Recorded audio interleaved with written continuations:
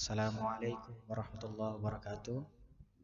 Nama saya Agil Rizal Bahdar dari kelas SIB 2B dengan NIM 1913033. Adapun video pembelajaran kali ini saya buat yaitu dalam rangka untuk memenuhi tugas akhir UAS yang mana diberikan oleh dosen kami yaitu Bapak Yeyen selaku dosen mata kuliah Data Mining. Kemudian untuk pembahasan dalam video kali ini yaitu ada data mining dan juga ada algoritma C45. Kita masuk di bagian yang pertama yaitu pengertian data mining. Data mining merupakan serangkaian analisa terhadap sejumlah data yang besar, kompleks, yang dimodifikasi dan diringkas sehingga data tersebut menjadi pengetahuan yang dapat dipahami dan bermanfaat bagi pemilik data tentunya. Jadi semisal begini, saya kasih analogi semisal di rumah sakit. Sebagaimana yang kita tahu di rumah sakit itu bukan hanya belasan, bukan hanya puluhan, tetapi ratusan hingga ribuan pasien dirawat di sana. Yang mana dari ribuan pasien itu ada macam-macam gejala sehingga dapat ditentukan ternyata pasien ini terkena penyakit ini.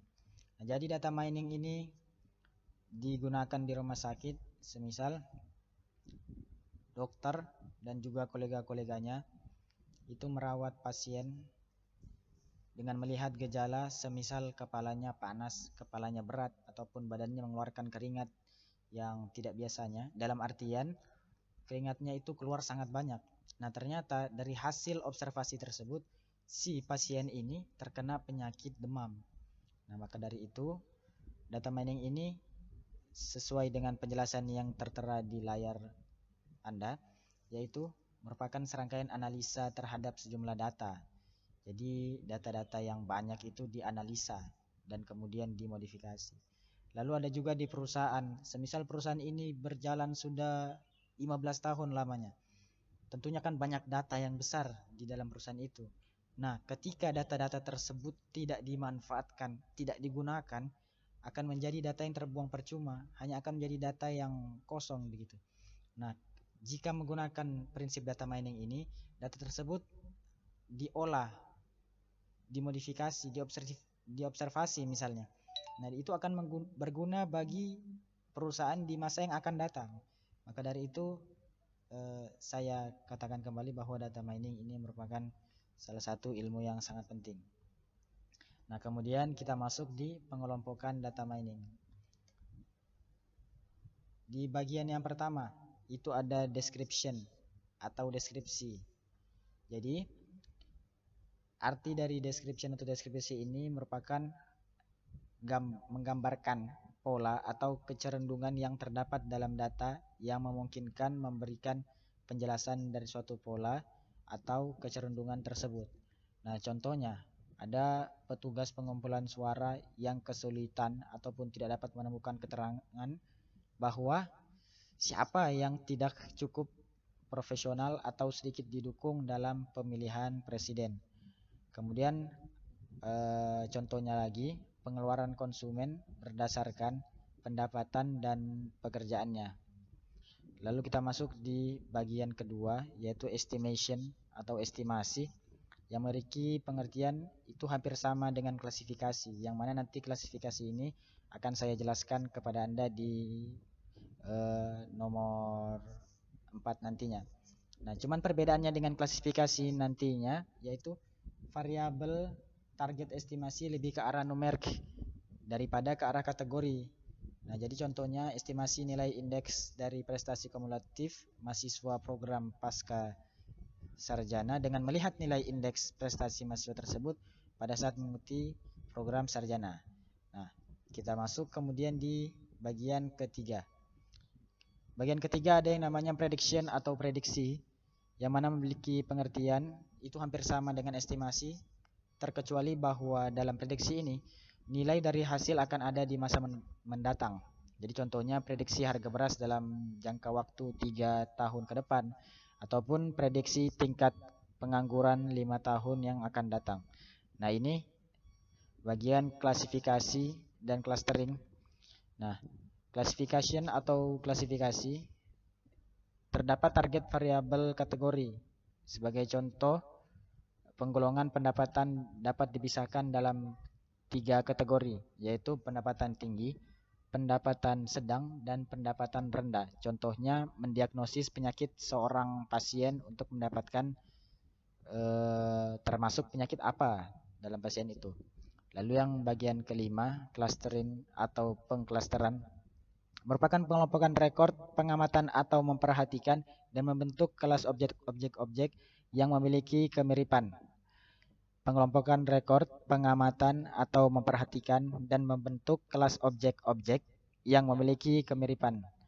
Nah, jadi contohnya mendapatkan kelompok-kelompok konsumen untuk target pemasaran dari suatu produk misalnya. Bagi perusahaan yang tidak memiliki dana pemasaran yang besar. Nah, lalu kita masuk di bagian terakhir, bagian ke-6, yaitu association atau asosiasi, yang mana menemukan atribut yang muncul dalam satu waktu. Yaitu contohnya meneliti jumlah pelanggan dari perusahaan telekomunikasi seluler yang diharapkan untuk memberikan respon positif terhadap penawaran upgrade layanan yang diberikan. Nah, kita masuk di bagian tahapan data mining.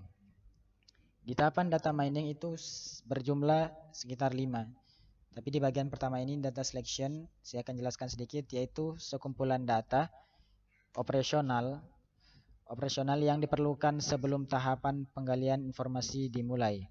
Kemudian bagian kedua, data cleaning, yaitu sebelum data mining dapat dilaksanakan, cenderung perlu dilakukan proses cleaning pada data yang menjadi fokus KKD. Lalu yang nomor 3, ada namanya transformasi, yang mana proses transformasi pada data yang telah dipilih. Proses ini merupakan proses kreatif dan sangat tergantung pada jenis atau pola informasi yang akan dicari dalam basis data. Lalu yang keempat ada data mining maksud saya, yaitu proses mencari pola atau informasi menarik dalam data dengan menggunakan teknik metode tertentu. Lalu yang bagian kelima ada namanya evaluasi, yaitu pola yang dibentuk direpresentasi dengan mudah kepada orang lain yang membutuhkan data itu. Lalu kita masuk di bagian algoritma C45. Jika tadi kita sudah melihat sedikit mengenai hal-hal yang terdapat dalam data mining, yaitu mulai dari pengertian sederhana, kemudian tahapan dan juga pengelompokannya, kita masuk di bagian algoritma C45. Nah, di bagian algoritma C45 ini, saya ada penjelasan sedikit, yaitu merupakan salah satu algoritma yang digunakan untuk melakukan klasifikasi atau segmentasi atau pengelompokan dan bersifat prediktif. Klasifikasi merupakan salah satu proses pada data mining yang bertujuan untuk menemukan pola yang berharga dari data yang berukuran relatif besar hingga sangat besar. Kemudian di sini ada tahapan algoritma C45, yaitu pertama menyiapkan data, lalu ada menghitung nilai entropi, selanjutnya menghitung nilai gain, lalu yang keempat ada menghitung nilai split info, nomor 5 ada menghitung nilai gain ratio, lalu yang keenam ada membuat cabang untuk tiap nilai, lalu yang ketujuh ada mengulang proses untuk tiap cabang. Jadi dalam tahapan ini ada 7 tahapan yang perlu dilakukan untuk melakukan algoritma C45. Itu tadi teori mengenai data mining dan juga algoritma C45. Sekarang kita masuk di perhitungan ya. Nah, di sini ada tabel atau contoh kasus ya mengenai perhitungan algoritma C45. Di sini terdapat 14 nomor yang mana ada bagian outlook, temperatur, humidity hingga play.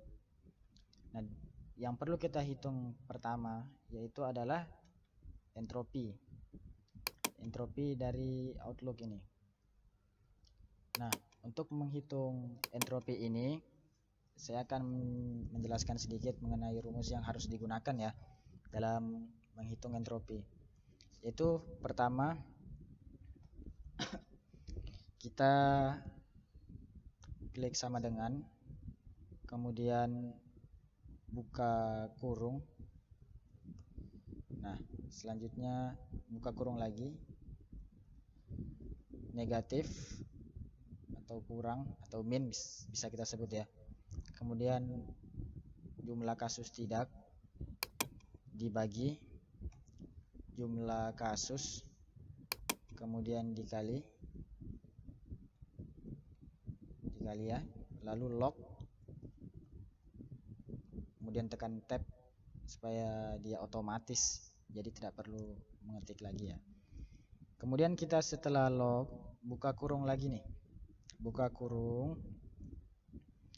Oh maaf, maksud saya langsung diisi dengan jumlah kasus tidak. Setelah isi jumlah kasus tidak dibagi total kasus, kemudian titik koma 2, lalu tutup kurung 2 kali, lalu tambah dan buka kurung 2 kali juga, lalu negatif, kemudian jumlah kasus ya, lalu dibagi sama jumlah kasus, lalu dikali dengan log, tekan tab lagi, lalu total jumlah kasus ya dibagi dengan jumlah kasus titik koma 2. Setelah ini klik tutup kurung dan menyesuaikan ya.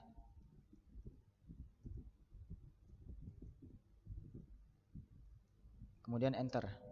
Nah, seperti yang terlihat di layar, hasil dari perhitungan manual yang sudah tadi saya lakukan sesuai dengan hasil entropi yang sudah tertera di tabel perhitungan note 1 ini. Nah, setelah kita menemukan hasil entropi dari total ini, kita terapkan cara yang sama terhadap tabel dengan baris yang sunny, cloudy, rainy, dan seterusnya sampai di true ini. Jadi untuk menentukan entropi ini caranya sangat sama, cuman hanya berbeda di tabelnya. Jadi menyesuaikan dengan kolom-kolom yang di sini. Nah, kemudian setelah kita menemukan entropinya, kita masuk ke bagian gain. Nah, untuk menghitung gain ini kita akan menggunakan lagi rumus. Yang pertama yaitu kita masuk di bagian entropi ini ya. Kemudian negatif. Maaf sebelumnya. Sama dengan di sini. Kemudian pilih entropi, lalu negatif, buka kurung sampai 4 ya. Nah, selanjutnya kita pilih jumlah kasus sunny, lalu dibagi dengan jumlah kasus, selanjutnya dikali dengan entropi dari sunny, lalu selanjutnya kita tutup kurung, tambah, buka kurung lagi 2 kali, lalu pilih bagian jumlah kasus dari cloudy, dibagi itu dibagi dengan total kasus ya.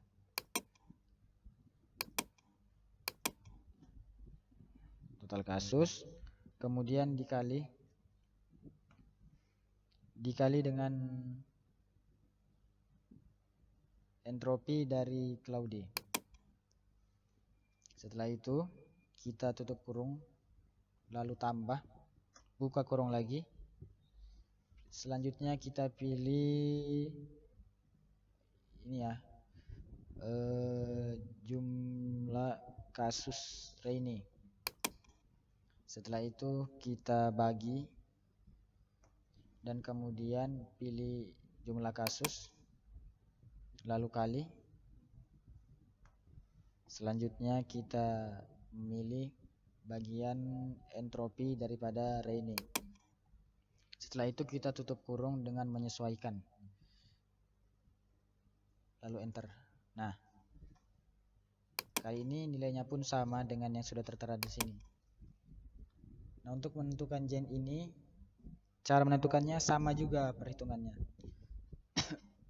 Jadi kita tentukan juga gain dari temperatur, kemudian humidity dan windy. Dari hasil perhitungan entropi dan gen tadi, ternyata didapati bahwa bagian humidity ini mendapati nilai gen yang sangat tinggi atau yang paling tinggi dengan nilai entropi yang tinggi 0,98 sekian. Nah, kemudian dari hasil yang tinggi ini kita hitung lagi. Kita membuat tabel lagi, tabel perhitungan yang diberi nama note 1.1. Kita hitung lagi entropi dan gennya. Tetapi jika di awal tadi jumlah kasusnya 14, yang tidak 4 dan juga yang ya 10, di sini kita hanya menghitung bagian humidity. Humidity kan itu jumlah kasusnya 7, yang tidak 4 dan ya 3. Nah, kita letakkan di paling awal karena dia tadi nilai yang paling tinggi. Setelah diletakkan tadi, ini dinilai lagi entropi dan gainnya, dihitung ulang. Dan caranya juga sama.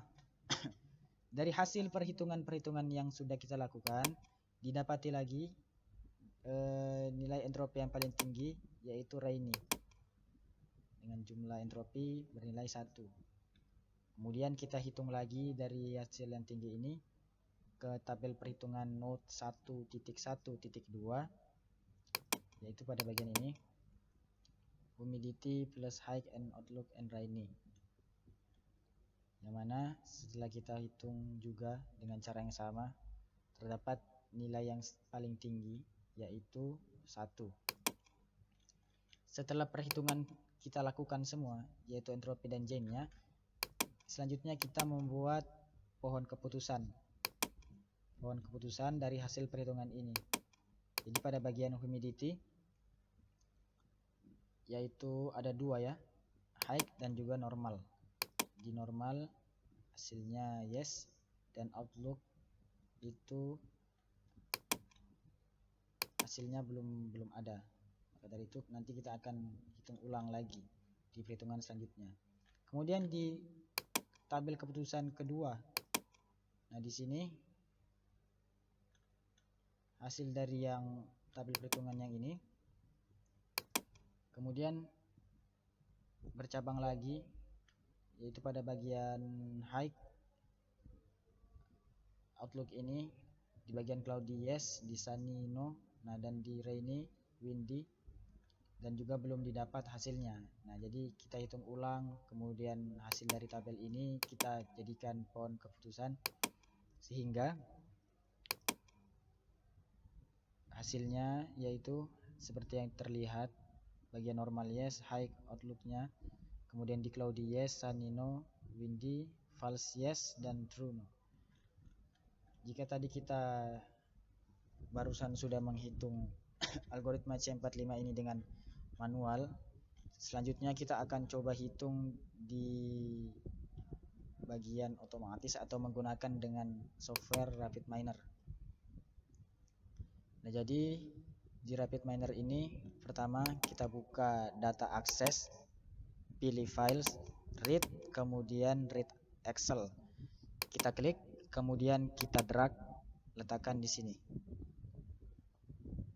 Terlihat sudah muncul. Kemudian kita pilih import configuration wizard dan kita pilih file yang sudah kita hitung tadi. Kita cari dulu filenya.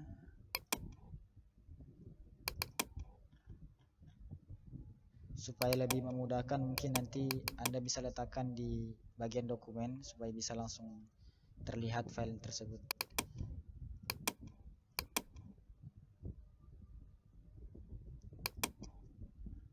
Kemudian kita select bagian yang diperlukan untuk ditemukan pohon keputusannya dan juga perhitungannya. Klik next. Kemudian pada bagian ini kita ubah role-nya menjadi ID dan pada bagian yang ini kita ubah menjadi label. Nah, sebenarnya seharusnya di bagian B, C, D sampai G ini sudah tertulis tabel-tabel seperti ini, outlook, temperatur, dan sebagainya. Cuman karena saya juga masih kurang mengetahui mengapa bisa terjadi seperti ini, jadi saya tulis ulang aja, saya rename, jadi supaya gampang dalam menentukan nantinya. Di sini bagian nomor tadi, kemudian di sini tadi namanya outlook. Selanjutnya di bagian ini namanya temperatur.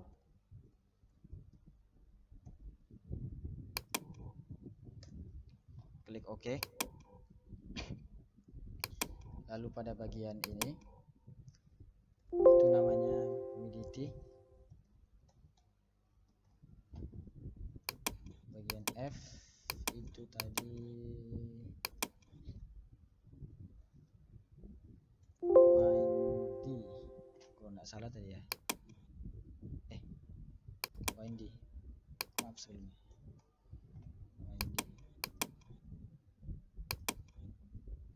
Bagian G ada namanya play.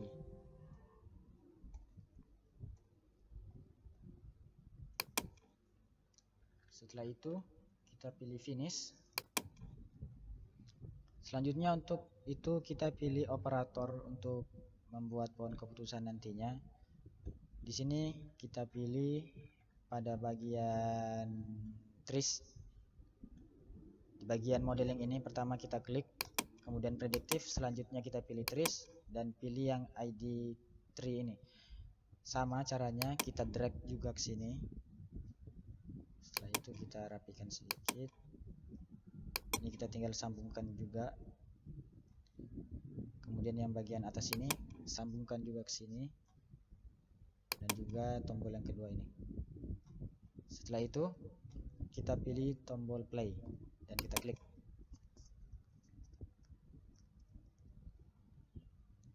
Ini adalah hasil data tadi dan kemudian ini hasil treesnya atau pohon keputusan. Terlihat sama seperti yang tadi. Dan ini adalah cara dengan menggunakan Rabbit Miner atau otomatis. Baik, sekian dari saya mengenai video pembelajaran kali ini. Adapun video pembelajaran kali ini saya sampaikan mohon maaf yang sebesar-besarnya atas segala kesalahan dan juga kekurangan dalam penjelasan kali ini. Dan juga nanti saya akan cantumkan di bagian deskripsi video pembelajaran yang sangat bagus untuk dipelajari ya, atau link pembelajaran yang bisa jadi bahan rujukan atau referensi kita semua. Akhirul kalam, summa wassalamualaikum warahmatullahi wabarakatuh.